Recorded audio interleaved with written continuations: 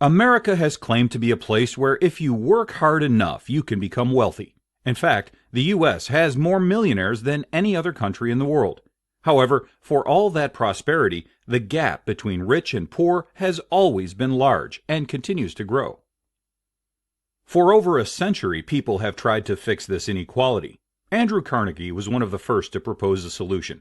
His idea, called the Gospel of Wealth, has influenced American millionaires ever since, including people like Bill Gates.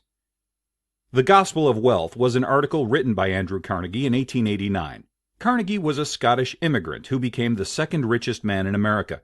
By dominating the steel industry, Andrew Carnegie took his place alongside other fabulously wealthy captains of industry like Rockefeller and Vanderbilt. He became convinced that men like him had a responsibility to spend their money to benefit the greater good.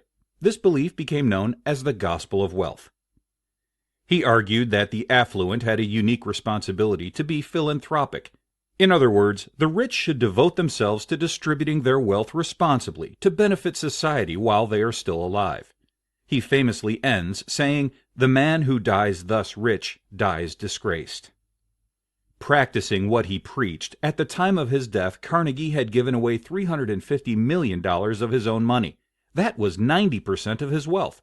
He gave with a particular focus on higher education, establishing a well-known university, a music hall, and over 2,500 libraries. The Gospel of Wealth continues to influence Americans' perception of the rich, the poor, and the importance of philanthropy.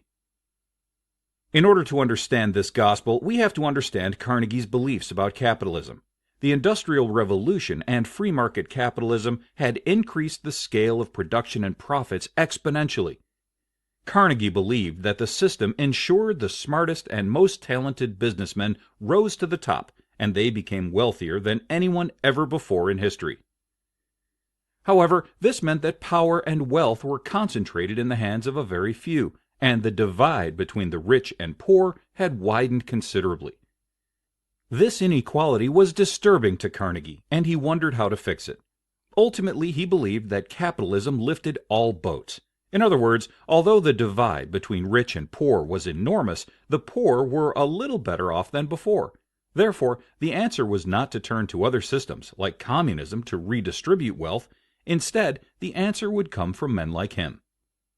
Carnegie argued that prosperous men must distribute their wealth, and they had three options. Traditionally, it was distributed two main ways: leaving it to